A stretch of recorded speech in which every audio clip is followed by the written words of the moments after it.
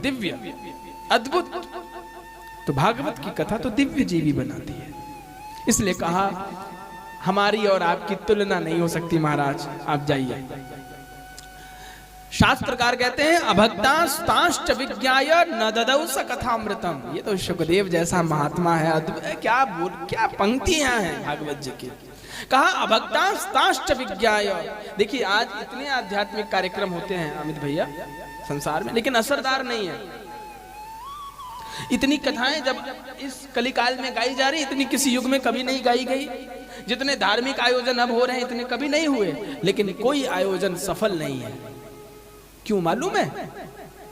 क्योंकि श्रोता और वक्ता दोनों का स्तर बहुत गिरा हुआ है, बहुत गिरा हुआ। यहां वक्ता कितना विलक्षण है।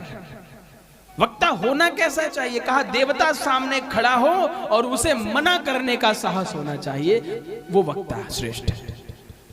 शुकदेव के अंदर वो सामर्थ्य है। उन्होंने देवताओं को क्या कहा अभक्तांस्तांश्च विज्ञाय न ददौ स कथामृतम। यहाँ एक विधायक जी आएंगे और छाती फूल जाती है आदमी की, नहीं? सन्यासी जब राजनीतिक चाटुकार हो जाए तो फिर क्या कह सकते हैं आपस में? लेकिन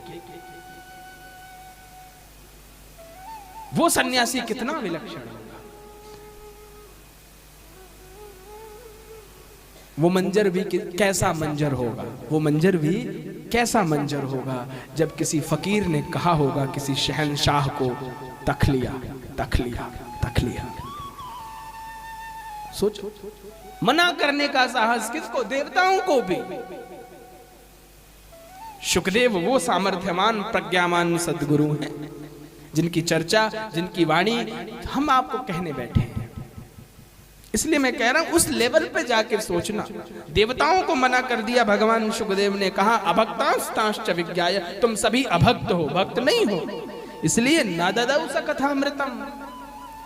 उन्हें वो कथामृत नहीं पिलाया भगवान शुकदेव ने। और श्रीमद् भागवती वार्ता सुराणाम अपि दुर्लभा। ये जो श्रीमद् भागवत की कथा है ये देवताओं को भी दुर्लभ हो गई, सुलभ नहीं हुई।